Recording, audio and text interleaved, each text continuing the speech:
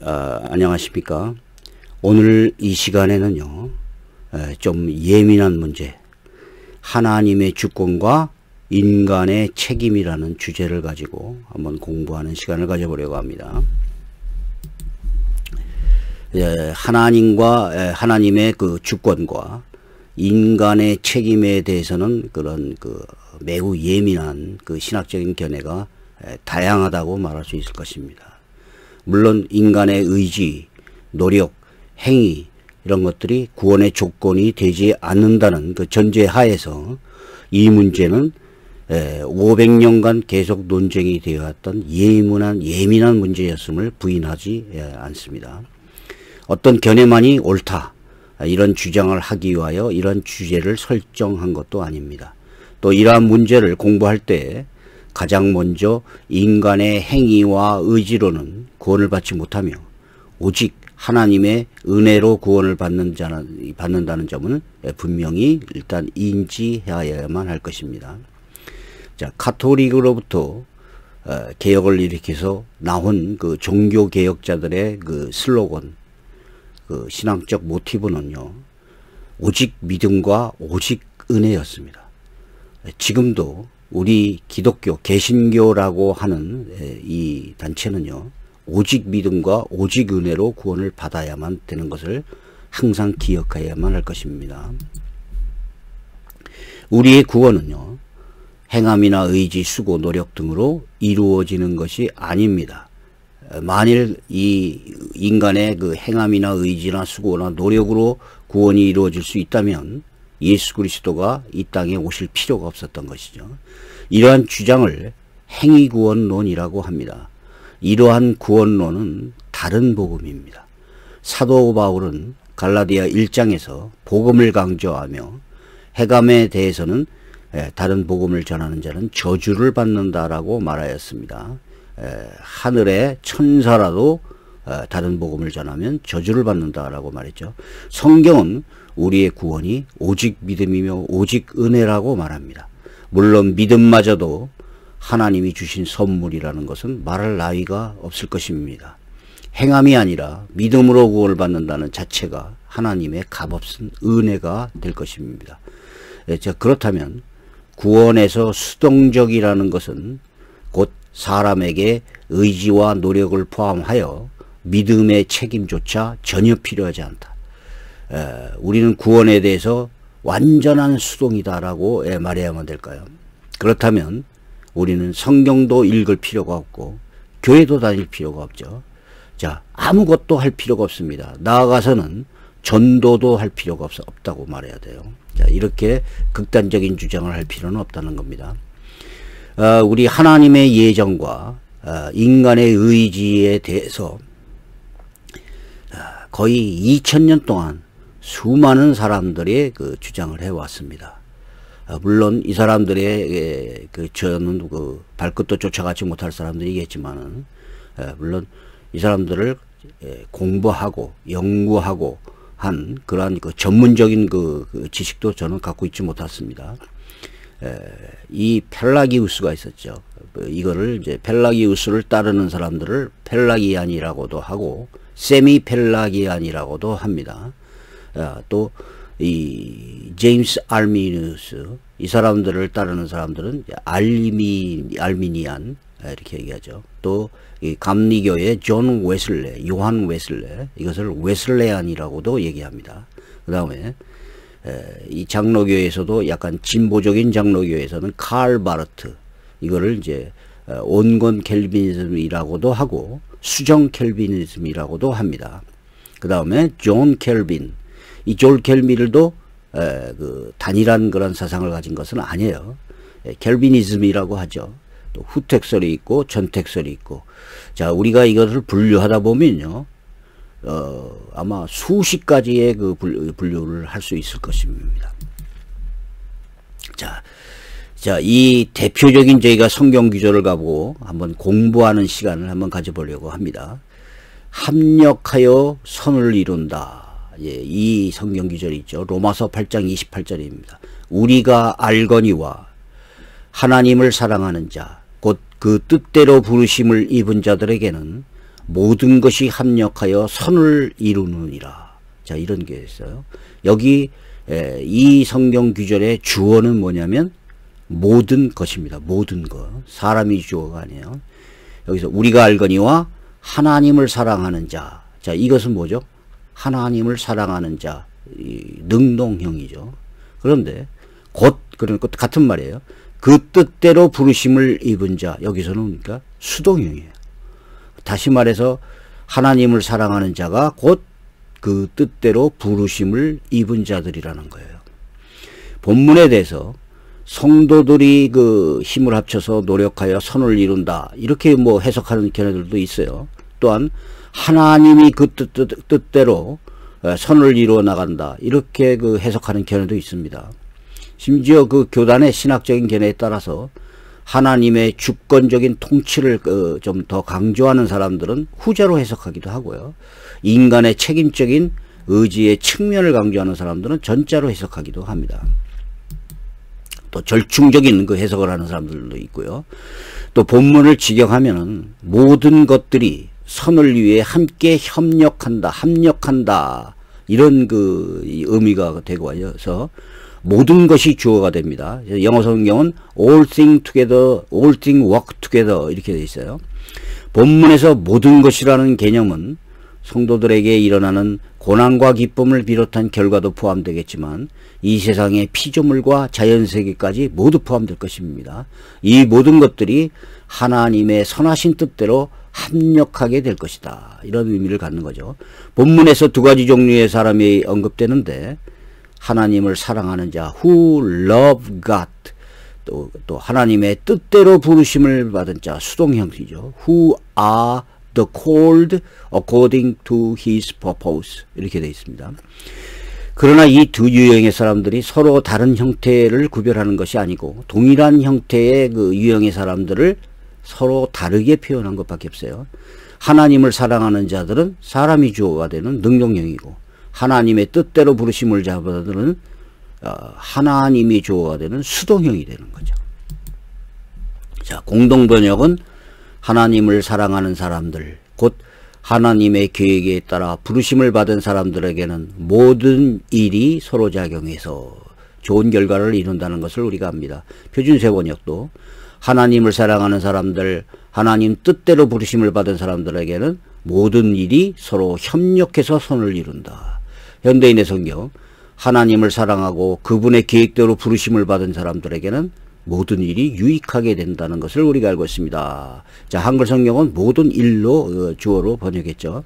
자, 그리고 하나님을 사랑하는 사람들 능동형은 하나님의 계획에 따라 부르심을 받은 사람 수동형으로 똑같이 설명을 하고 있었던 거예요.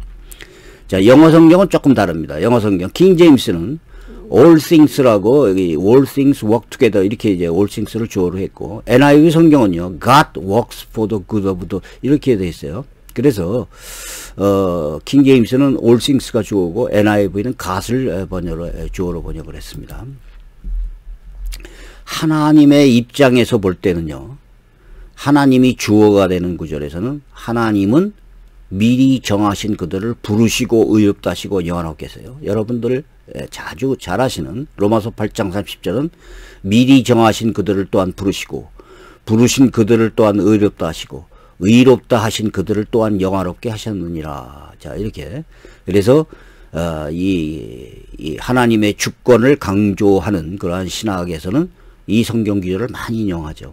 그러나 바로 그 똑같은 로마서 이건 8장 30절이고요. 10장 구절 얼마 안 됩니다. 거기에서 이렇게 얘기합니다. 네가 만일 내 입으로 예수를 주로 시인하면 하나님께서 그를 죽은 자 가운데서 살린 것을 내 마음에 믿으면 구원을 받으리라.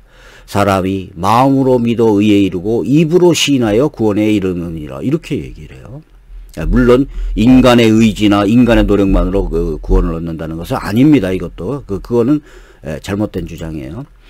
자, 이 두 가지는 서로 다른 내용이 아닙니다. 잘 보시면요 주어가 달라요. 주어가. 자, 로마서 8장 40절은 누가 하나님이 부르시고 하나님이 의롭다 하시고 하나님이 영화롭게 하신다는 거예요. 그런데 로마서 10장 9절에는 내가가 주어요. 사람이 주어입니다. 내 입으로 예수를 주로 시인하고 죽은 자 가운데서 살린 것을 내 마음에 믿고 입으로 시인하여 구원에 이른다라고 돼 있어요. 그래서 이 두 가지는 서로 다른 내용이 아니고 하나님은 그의 선하신 뜻과 예정대로 부르신 것이고 인간은 자유로운 선택으로서 예수를 믿어야만 구원을 받는다는 거예요. 부르시는 하나님, 믿어야만 한 인간, 이것은 서로 다른 것을 얘기하는 게 아니라 같은 입장에서 주어가 다르다는 거예요. 주어와 입장에 따라서 다른 차이가 되는 거예요. 하나님의 예정과 인간의 믿음은 서로 다릅니다. 그리고 반대되는 개념이 아니라는 것을 우리는 알아야 됩니다. 하나님이 구원하기로 예정하신 사람은 예수를 믿는 사람들이에요. 자, 우리는요, 예수를 믿지 않아도 저절로 구원을 얻는다, 이런 성경 기절은 단 하나도 발견할 수 없습니다. 자, 에베소서 3장 11절, 12절에서는 이렇게 얘기합니다. 곧 영원부터 우리 주 예수 그리스도 안에서 예정하신 뜻대로 하신 것이다, 이렇게 얘기하죠. 근데 12절에는 뭐라고 되어 있냐면 우리가 그 안에서 그를 믿음으로 말미암아, 이렇게 얘기하고 있어요. 그래서 바로 종교개혁자들은 뭐라고 그랬습니까?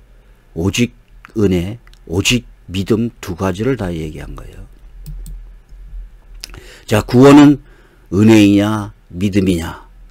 자, 에베소서 2장 8절 이렇게 되어 있습니다. 너희는 그 은혜에 의하여 믿음으로 말미암아 구원을 받았나니 이것은 너희에게서 난 것이 아니라 하나님의 선물이라, 이렇게 되어 있어요. 자, 은혜에 은하여 by grace, 믿음으로 말미암아 through faith. 자, 우리는 구원을 받게 됩니다. 이제 여기에서 this, 이 this가 뭐예요? 단수예요, this는. 근데 이 단수 this가 은혜를 말하느냐 믿음을 말하느냐, 이걸 가지고 또 신학적인 견해가 다양합니다. 자, 우리는 성경은 by grace와 through faith, 은혜에 의해서 얻는 것이고 믿음으로 말미암아 얻는 것이다, 이렇게 말하고 있어요. 자, 웨슬레 그 설교 전집에서 이렇게 나옵니다. 대부분의 사람들이요, 이렇게 이 오해하는 사람들이 너무 많더라고요. 웨슬레는 알미니안이다. 웨슬레는 인간의 의지와 노력이나 이런 것으로 구원을 얻는다고 가리킨다. 행함으로 구원을 얻는다고 가리킨다. 이렇게 주장을 해요. 그래서 사실요, 몇십 년 전만 하더라도 감리교는 이단이다라고 주장하는 장로교들도 있었어요. 요즘에는 그런 사람들이 많이 없지만은 아주 일부는 아직도 남아 있습니다.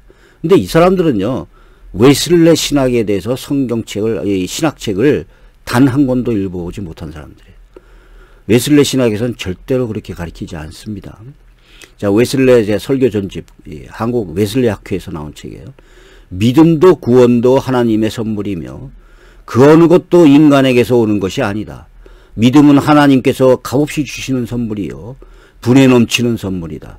이 믿음으로 말미암아 사람이 구원을 얻는다. 인간의 구원은 하나님이 즐거이 주시는 사랑의 선물이다. 사람들이 믿는다는 것이 하나님의 은혜의 한 가지 실증이요, 믿는 사람이 구원을 얻는다는 것은 하나의 또 하나의 실증이다. 이렇게 웨슬레는 이렇게 가리킵니다. 자, 신성종 씨라고 옛날 그 총신대 학장이었었죠. 유명하신 분입니다. 충영교회 담임 목사님도 되셨던 분이고, 이분은 이게 신성종 씨의 책을 보니까 중요한 구절은 그 은혜로 인하여 믿음으로 말미암아란 말씀이다.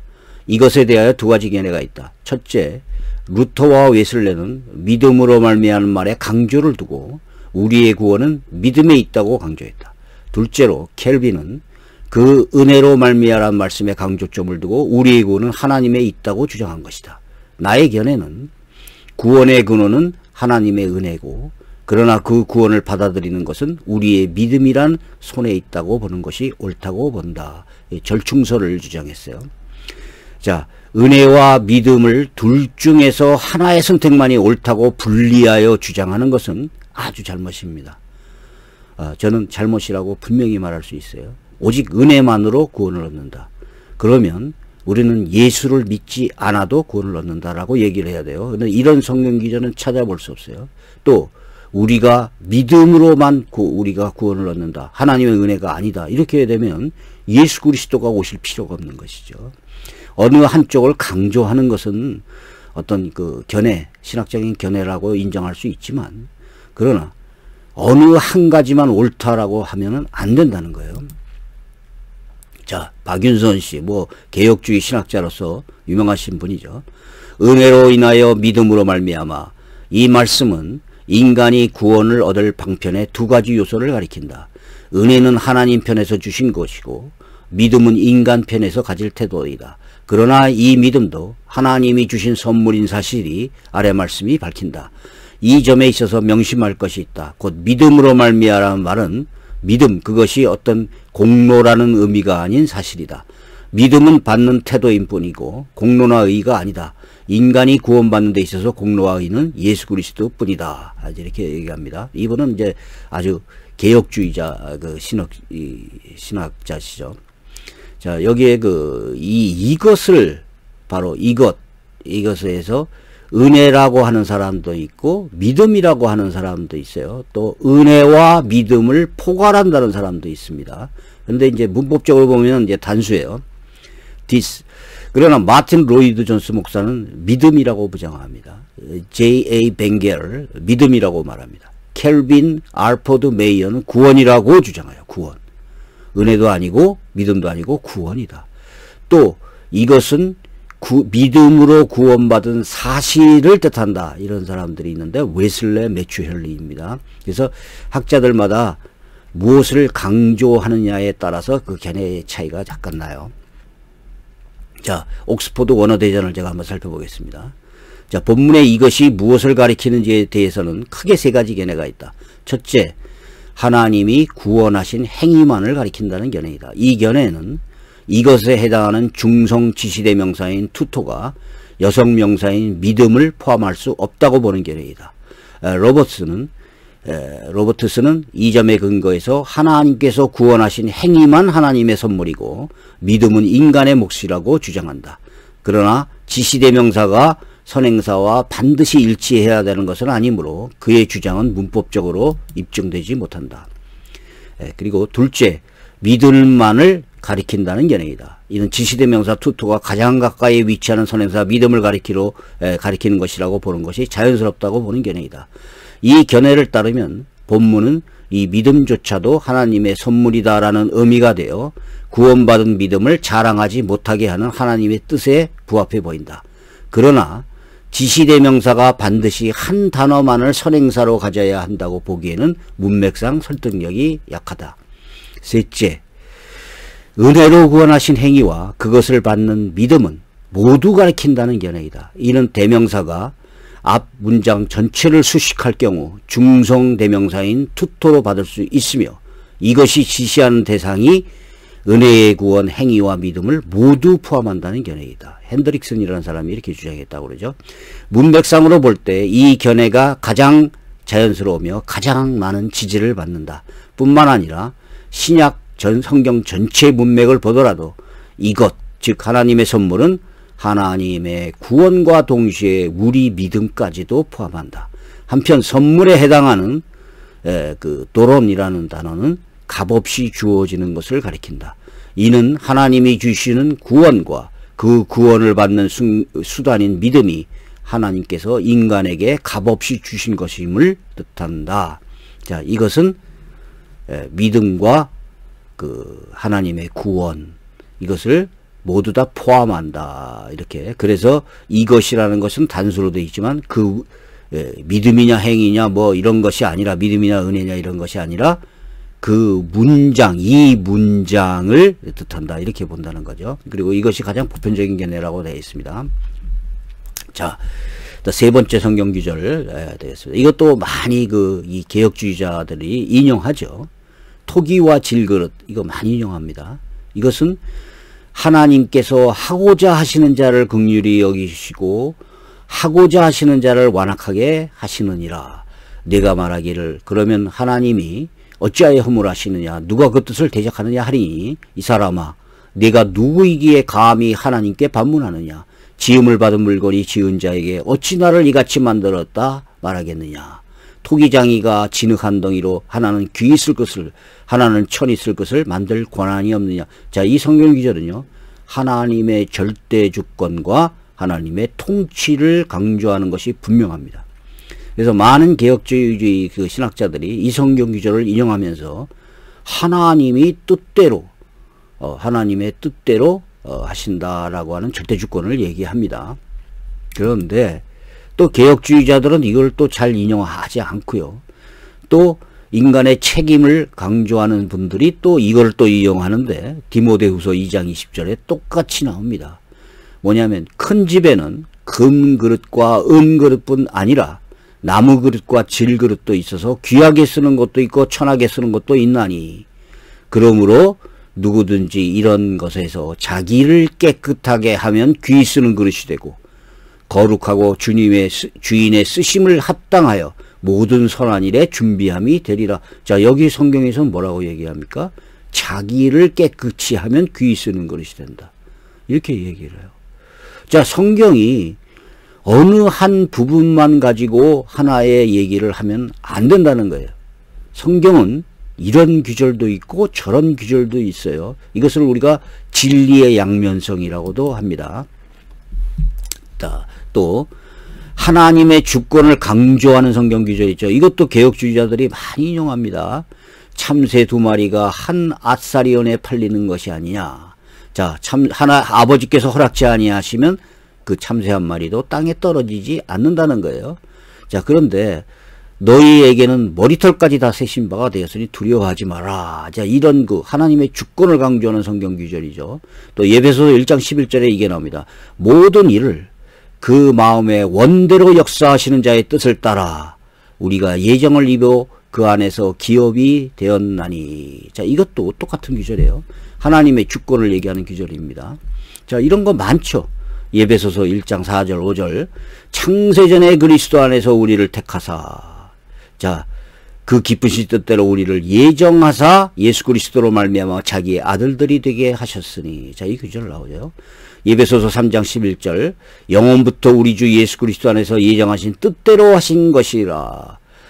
이 사도행전 13장 48절에 이렇게 말합니다. 이방인들이 듣고 기뻐하며 하나님의 말씀을 찬송하고 영생을 주시기로 작정된 자는 다 믿더라. 자, 이런 성경 기절을 보면은요, 자, 모든 사람들이 성경에 이렇게 되어 있구나. 아, 하나님의 예정이 절대 진리고 사실이다. 자, 우리의 구원은 우리의 뜻이 아니라 하나님의 예정대로 구원을 받는다라고 얘기를 해요. 실제로 예정론자를 그 신학자분들은 전부 이 성경 기절을 자주 인용합니다. 성경에 이렇게 되어 있지 않느냐라고. 그래서 그 사람들의 공감을 사죠. 저도 맞다고 생각합니다. 그런데 인간의 책임이나 인간의 노력만으로는 구원을 받지 못합니다. 절대로 그런 규절은 없어요. 그런데 사람의 책임을 강조하는 성경 규절도 있다는 거예요. 자, 마태복음 11장 28절 수고하고 무거운 짐진 자들아 다 내게로 오라. 자, 예수 그리스도한테 우리가 가야 돼요. 내가 너희를 쉬게 하리라. 이것은 뭐예요? 예수님이 우리를 쉬게 한다. 근데 우리는 뭐예요? 수고하고 무거운 짐진 자들아 예수 그리스도한테로 가야 된다는 거예요. 나 내게로 오라. 그래서 인간의 조건과 하나님의 약속이 함께 들어있다. 자, 로마서 10장 9절 네가 만일 내 입으로 예수를 주로 시인하면 하나님의 약속 구원을 얻으리니. 자, 이 요한복음 3장 16절 저를 믿는 자마다 멸망치 하고 영생을 얻게 하려 함이라. 자, 믿지 않아도 영생을 얻게 된다. 자, 이런 규절은 없다는 거예요. 고로새서 1장 22절 만일 너희가 믿음에 거하고 터 위에 굳게 서서 하나님의 약속 너희를 거룩하고 흠없고 책망이 없는 자로 그 앞에 세우고자 하셨으니. 자, 인간의 조건 마태복음 10장 32절 누구든지 사람 앞에서 나를 시인하면 하나님의 약속 나도 하늘에 계신 내 아버지 앞에서 너를 저를 시인할 것이요. 자, 사도행전 2장 21절 누구든지 주의 이름을 부르는 자는 하나님의 약속 구원을 얻으리라. 인간의 조건 누구든지 내 음성을 듣고 문을 열면 계시록 3장 20절 내가 그에게 들어가서 그로 더불어 먹고 그로 나로 더불어 먹으리라. 자, 음성을 듣고 문을 열지 않으면 예수님이 들어갈 수가 없는 것이죠. 요한복음 1장 12절 영접하는 자 곧 이름을 믿는 자들에게는 하나님의 자녀가 되는 권세를 주셨으니. 자, 선택과 믿음에 대한 성경 기절은 수없이 많습니다. 자, 그래서 이거를 둘 중에 하나를 선택 조건으로 말하면 안 돼요. 내가 생명과 사망과 복과 저주를 네 앞에 두었은즉 너와 네 자손이 살기 위하여 생명을 택하고. 생명을 택할 수도 있고 사망을 택할 수도 있어요. 또 복과 저주, 복을 택할 수도 있고 저주를 택할 수도 있었던 거예요. 자, 사사기 너희가 나를 버리고 다른 신들을 섬기나니 그러므로 내가 다시는 너희를 구원하지 않으리라. 가서 너희가 택한 신들에게 부르짖어서. 자, 이렇게 얘기해요. 여호수아 24장 15절 너희 섬길 자를 오늘날 택하라. 오직 나와 내 집은 여호와를 섬기겠노라. 자, 이런 구절도 나옵니다. 자, 많아요. 뭐 신약에도 많습니다. 나를 저버리고 내 말을 받지 아니한 자를 심판할 리가 있느니 누구든지 그리스도 안에 있으면 새로운 피조물이라. 베드로후서 3장 9절 오직 너희를 대하여 오래 참으사 아무도 멸망치 않고 다 회개하에 이르기를 원하시느니라. 디모데전서 5장 12절 처음 믿음을 저버렸으므로 심판을 받느니라. 자, 이런 구절도 있어요. 자, 예수를 믿지 않고 예수를 거부하여도 하나님이 구원을 하신다. 이런 구절은 없습니다. 자, 믿음 없는 자가 되지 말고 믿는 자가 되라. 요한복음 20장 7절 베드로후서 1장 10절 그러므로 형제들아 더욱 힘써 너의 부르심과 택하심을 굳게 하라. 하나님이 부르심과 택하심을 하십니다. 그런데 여기서 굳게 하라. 더욱 힘써서 굳게 하라. 너희가 이것을 행한즉 언제든지 실족치 아니하니라. 이렇게 성경은 말하고 있어요. 자, 제가 기독교 감리회의 교리와 장정을 제가 소개하겠습니다. 이 기독교 감리회에서 교리와 장정이라는 것은 헌법이에요. 헌법. 어느 목사 어떤 사람이라고 해도 교리와 장정에 이렇게 돼 있습니다 라고 말하면 아무 그것을 따질 수가 없어요. 이렇게 그 강력한 것입니다. 감리교를 대표하는 교리와 장정에 이게 나와 있습니다. 사람을 의롭게 하다. 하나님 앞에서 우리가 의롭다 하심을 얻는 것은 오직 구주 예수 그리스도의 공로를 인하여 믿음으로 말미암음이며 우리의 행한 것이나 당연히 얻을 것을 임함이 아니다. 자, 그런즉 우리가 믿음으로 의롭다 하심을 얻는다는 것이 가장 유익하고 위로가 넘치는 도리다. 자, 우리의 행한 것은 당연히 얻을 것을 인함이 아닙니다. 믿음은 구원의 말미암이에요. 자, 선행이 나오죠. 선행은 비록 믿음의 열매여 또한 의롭다 하심을 따라오는 것이되 능히 우리 죄를 없이 하지 못하며 또한 하나님이 심판하실 때의 위헌하심을 감당하지 못할 것이다. 그러나 선행은 그리스도 안에서 하나님이 받으실 만한 기뻐하시는 바요 참되고 활발한 신앙으로 쫓아 나오는 것이 즉 열매를 보고 나무를 아는 것과 같이 선행을 보고 그 활발한 신앙이 있는 것을 밝히는 것이다. 자, 행위는요 믿음의 조건입니다. 믿음의 조건이지만 그 믿음의 열매라고 말했지만 구원의 조건이나 구원의 열매가 되는 것은 아니에요. 선행은 우리 죄를 없애지 못합니다. 자, 이렇게 감리교는 가리켜요. 그래서 행위와 믿음에 대한 그 감리교의 입장, 웨슬레 신학이라고 해요. 요한 웨슬레 목사는 이 연의 회집자들은 행위로서 의롭다 하심을 받는 것을 가장 위험하고 가장 가증스러운 도리로 생각한다. 그리하여 우리는 하나님 앞에서 엄숙히 선언한다. 우리가 현세에서나 심판시에 칭의나 구원에 있어서 우리의 구주 되신 예수 그리스도의 공로 이외에 다른 것을 믿는 일은 없다. 자, 그래서 밑에 있죠.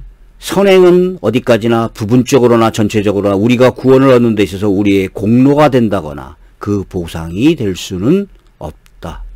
자, 행위도 필요해요.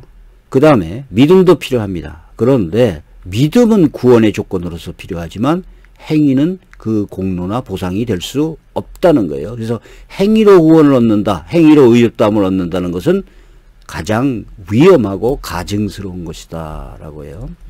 그러면 우리 개혁주의 신학자들을 한번 제가 문서들을 보게 하면 스프롤 잘 아시죠? R.C. 스프롤.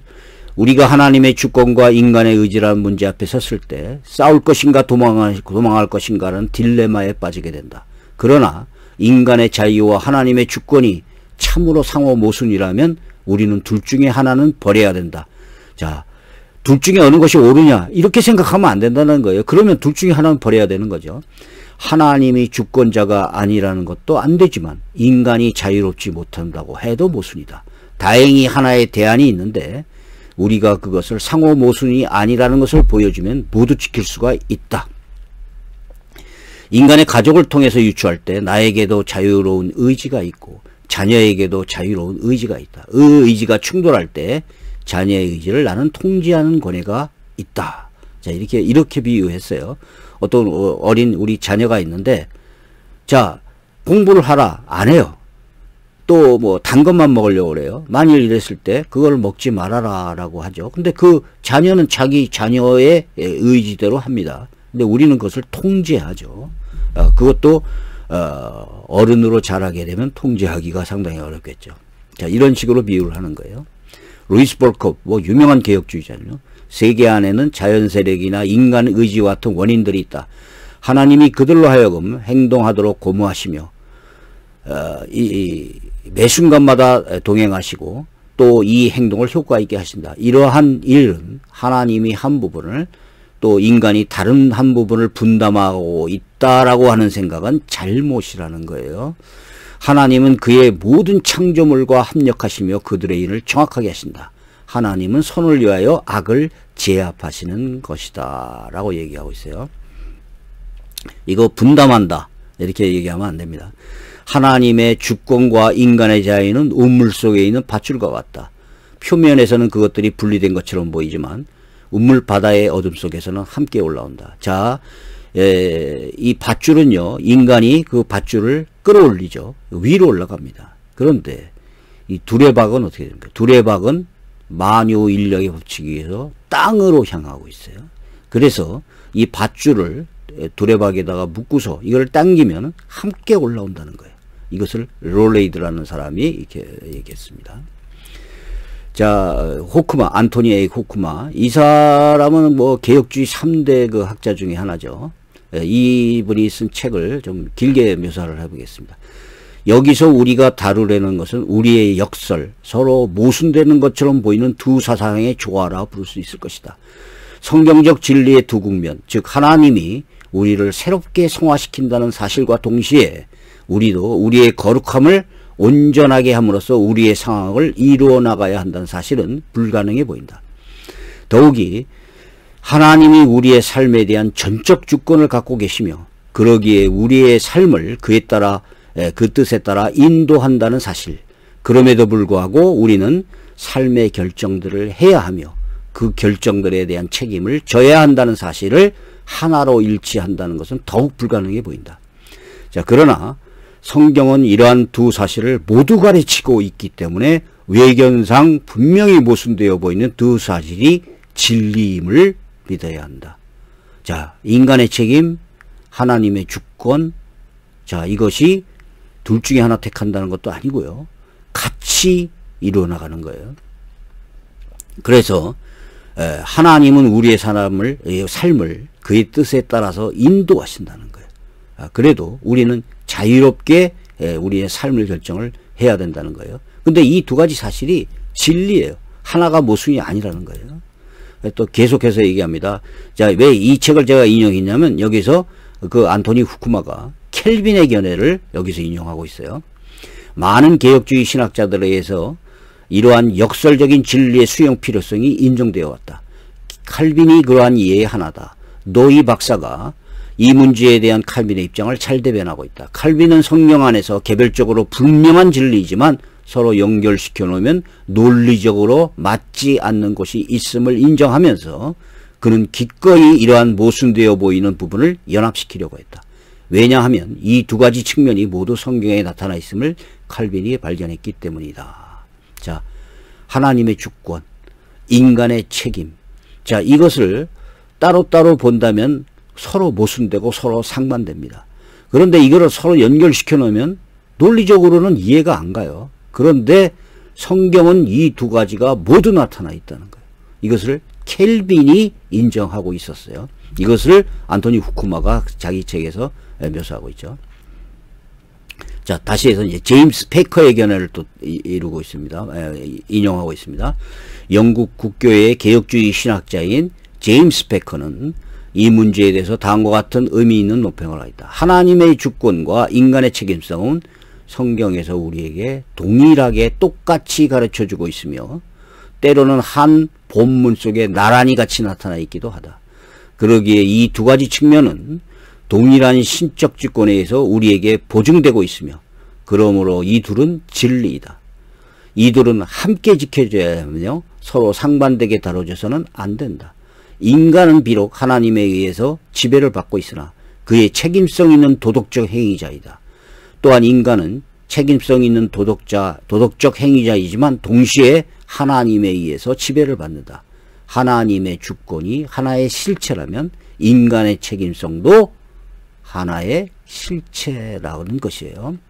자, 안토니 후쿠마는 자기 견해, 제임스 페커의 견해, 켈빈의 견해를 인용하면서 자, 하나님의 주권과 인간의 책임성을 둘 중에 하나를 택하여서는 안 되고 이것이 얼핏 보기에는 서로 상반된 것처럼 보이지만 같이 나가고 있다라는 것을 역설합니다. 자, 이것이 바로 개혁주의자도 마찬가지고요. 똑같아요. 다. 그래서 이거를 제가 얘기하는 거죠. 하나님의 주권과 인간의 책임은요. 둘 중에 하나만 오르며 하나는 버려야 된다. 자, 그것이 아니죠. 그러면 하나님과 인간이 50% 분담해서 이루냐? 절대로 아닙니다. 이것은 더 잘못이에요. 하나님의 주권과 섭리는 100%씩 작동하고 있어요. 인간의 책임도 100%씩 작동을 해요. 예수 그리스도를 믿지 않아도 구원을 받는다는 성경 구절은 하나도 없고요. 예수 그리스도를 진심으로 믿는 성도가 구원을 받지 못한다는 구절도 성경에는 없습니다. 하나님의 주권만을 강조하다가 인간의 책임을 부정하면은요. 구원을 받지 못하는 사람의 책임은 하나님이 되고 말아요. 그래서 이게 소위 이중예정론이라는 그러한 이 패단을 낳게 되어 있죠. 타락전 선택설 이런 것이 이제 되기도 했어요. 선택과 예정의 주어는요 하나님이에요. 그러면 믿음도 하나님의 선물이겠지만 믿음의 주어는 사람이며 하나님이 대신 믿어주신다 이런 것은 성경에 없어요. 하나님의 주권과 인간의 책임은 함께 작동하고 있습니다. 내가 구원을 받는 것은 하나님의 예정된 선택이고요. 또 내가 예수를 믿기 때문에 내가 믿음으로 구원을 받습니다. 그것이 바로 하나님의 은혜에 기인합니다. 자, 하나님의 예정과 인간의 믿음은요 함께 역사하며 이루어지는 거예요. 자, 아까도 제가 많이 말씀드렸지만 인간의 행위로서는 구원을 받지 못해요. 행위가 여기에 껴들어가는 건 아니에요. 다시 말해서 오직 은혜, 오직 믿음인데 이것이 행위가 들어오지는 못해요. 하나님이 우리를 그의 뜻대로 구원하신다는 주어는 하나님이죠. 그러나 우리는 예수를 믿음으로 구원받는다는 주어는 우리예요. 이 문장은요 서로 다른 것이 아니라 주체, 주어의 차이입니다. 어떤 사람이 구원을 받지 못하는 것은 우리가 예수를 믿지 않았기 때문이며 그 사람이 예수를 믿었음에도 하나님이 멸망하도록 결정하신 것은 아닙니다. 즉 구원은 전적으로 하나님의 은혜에 기인하며 구원을 받지 못하는 것은 전적으로 그 사람의 책임이 돼요. 그래서 우리는 믿음으로 구원을 받는다는 것은 인간의 입장에서 보는 것이고 하나님의 그 절대적인 선택에 의해서 우리가 구원을 받는 것은 하나님의 뜻이에요. 자, 여기까지 하겠습니다. 감사합니다.